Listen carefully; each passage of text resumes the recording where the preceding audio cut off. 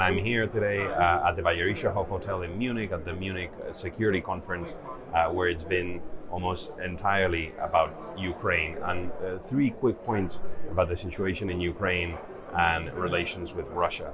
The first is that the intelligence seems to point overwhelmingly that an attack on Ukraine is imminent.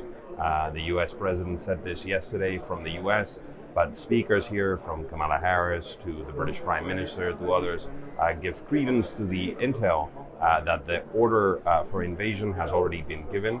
No particular intel has been shared, but of course there is abundant evidence that this is plausible, from 100,000 troops on the Ukrainian border to the messages and signals coming out of the Kremlin. So we should know in the coming days, even in the coming hours, whether that's the case or not. The second core message has been transatlantic unity.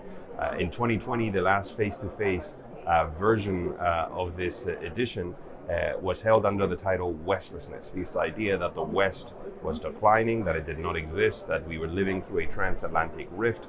Well, in this edition, the West seems to be back. There has been a lot of coherence and coordination in the messages being given by the German government, the British government, the US government, and US officials. Now, it remains to be seen what will happen if indeed that invasion of Ukraine takes place and whether that unity will hold, because for the time being, that unity is relatively cheap. It will become very costly when sanctions need to be leveled on Russia.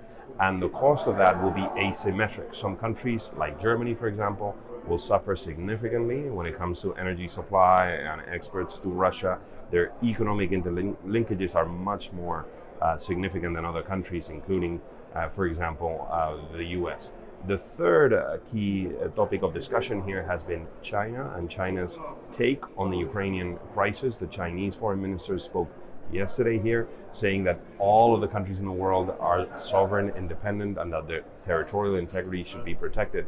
But only a couple of days before, the Chinese government had stated that they did not support NATO expansion eastwards, which to some extent is in fact saying that countries are not sovereign when it comes to deciding their alliance memberships or how they manage the alliance they belong to. So there's an overarching question regarding Chinese foreign policy and its linkage to Russia. And I'll end on this.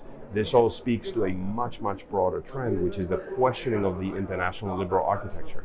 And Ursula von der Leyen mentioned here the rise of illiberalism and of anti-democratic powers, and how they're challenging the rules-based order in different areas, including Ukraine. That is a broader debate. I am sure will be the focus of discussion in coming editions of the Munich Security Conference and in many other gatherings on diplomacy and security around the world. So thank you very much. Thanks for listening. Bye-bye.